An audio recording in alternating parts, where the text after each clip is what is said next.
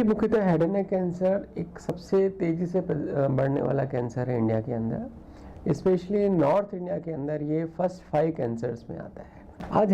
Head and neck cancer दिवस पे मैं स्पेशली एक चीज़ पे फोकस डालना चाहूँगा। कॉमनली जैसे हम लोग देखते हैं,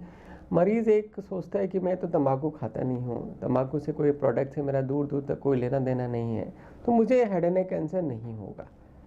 तो ये एकदम 100% गारंटी नहीं है कि अगर कोई आदमी तंबाकू नहीं खा रहा, तंबाकू प्रोडक्ट नहीं ले रहा, तो उसको हेड एंड नेक कैंसर नहीं हो सकता। देखिए, हेड एंड नेक कैंसर के अंदर तंबाकूजन्य प्रोडक्ट के अलावा कुछ जो एम्फेसिस कारण या एटियोलॉजीज देखी गई हैं, वो है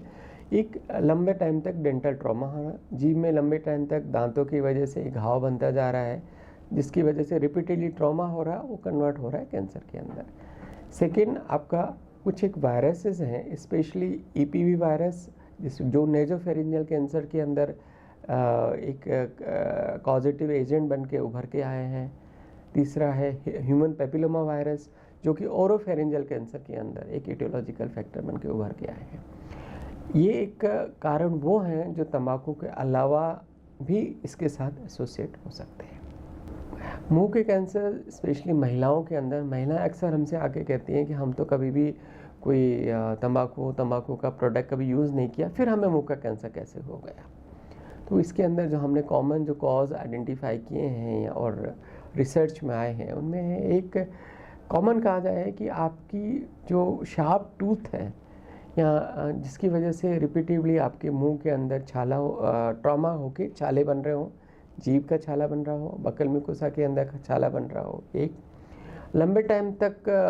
डेंटल इन्फेक्शन होकर पायरिया हो रहा हो, लंबे टाइम तक, शॉर्ट टाइम में लंबे टाइम तक, और तीसरा एक जो मैंने आपको वायरस बताया, ये भी एक कुछ कारण हैं जो इसके साथ एसोसिएट होते हैं। हमारे लिए मुख्यतः हेड एंड नेक कैंसर के अंदर 3 ट्रीटमेंट मॉडलिटीज़ आती हैं, जिसके अंदर पहली आती है ऑपरेशन यानी कि सर्जरी, सेकेंड आती है कीमोथेरेपी और थर्ड आती है रेडियोथेरेपी, और चौथा हम लोग इनमें से कंबाइंड या मिक्स करके कुछ ट्रीटमेंट प्लान करते हैं। रीसेंट डेवलपमेंट के अंदर एक नई ट्रीटमेंट और भी आई है, जिसके अंदर हम इम्यूनोथेरेपी बोलते हैं। हमारा एक फ्यूचरिस्टिक ट्रीटमेंट जो हेड एंड नेक कैंसर के अंदर आ रहा है, वो है कैंसर वैक्सीन, जो आने वाले समय में हम लोग देख सकते हैं कि उसका भी यूज़ बहुत बड़े पैमाने पे हो सकता है। क्योंकि कैंसर के अंदर जो हम लोगों ने कॉमन प्रॉब्लम देखी है, क्योंकि हमारा चेहरा एक हमारा आईना होता है, इसीलिए अगर जो कोई भी इसमें कोई चीरा लगता है, कोई ऑपरेशन करता है,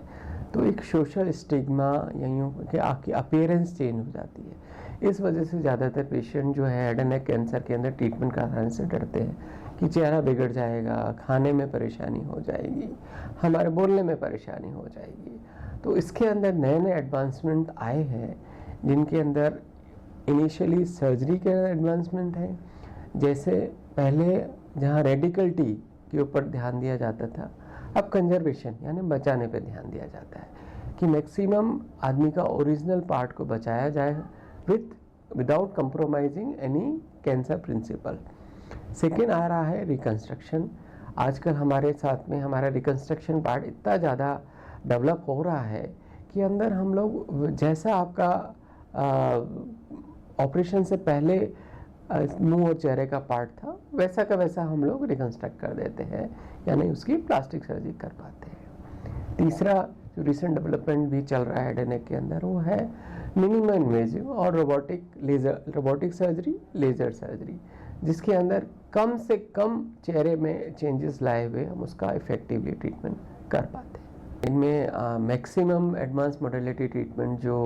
सर्जिकल एस्पेक्ट्स में है, भगवान महावीर में उपलब्ध हैं, चाहे वो आपका मिनिमम इन्वेजिव ट्रीटमेंट हो, आपका एडवांसमेंट रिकंस्ट्रक्शन हो, प्लास्टिक सर्जरी हो, रिहेबिलिटेशन हो, लेज़र ट्रीटमेंट हो, सारा हमारे अवेलेबल है। अंदर चेकअप की मुख्य फॉलोअप जो प्रणाली होती है, फर्स्ट 6 मंथ हम लोग हर महीने बुलाते हैं, 6 मंथ से 2 ईयर्स 2 महीने बुलाते हैं, 2 महीने के बाद 2 साल के बाद 3 से 6 महीने बुलाते हैं, और 3 साल के बाद साल में 1 बार बुलाते हैं। ये कॉमन फॉलोअप प्रोटोकॉल्स होते हैं। ऐसा नहीं है ये फिक्स है, कभी कभी पेशेंट कई बार बहुत दूर से आते हैं, तो भगवान महावीर कैंसर के अंदर बहुत सारी और भी ऐसी सुविधाएं हैं जिनके अंदर हम लोग फॉलोअप के अंदर पेशेंट के हिसाब से थोड़ा कस्टमाइज़ करते हैं ताकि उसको असुविधा नहीं हो, एक चीज़। दूसरा होता है अक्सर कॉमन इस प्रकार की जब ट्रीटमेंट होते हैं तो इन ट्रीटमेंट का कुछ साइड इफ़ेक्ट्स होता है, लाइक ऑपरेशन के बाद उसके खाने पीने निगलने में रिहैबिलिटेशन ट्रीटमेंट बोलते हैं,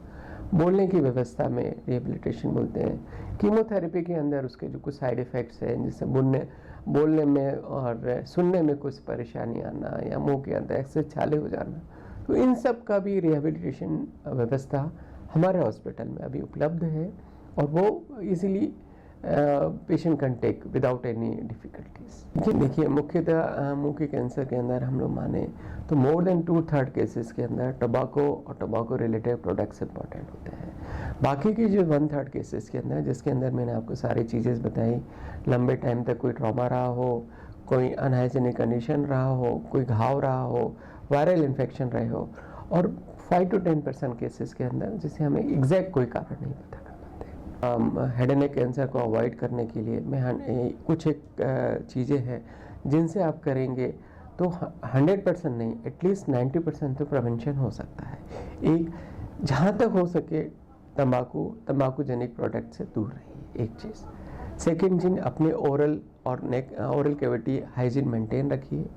किसी भी टाइप के डेंटल इन्फेक्शन को, किसी भी टाइप के क्रोनिक नेजल इन्फेक्शन को, किसी भी टाइप के ईएनटी इन्फेक्शन को जो लंबे टाइम तक रहा, इग्नोर नहीं कीजिए। उसका टाइमली इलाज कराइए, उसका निदान करवाइए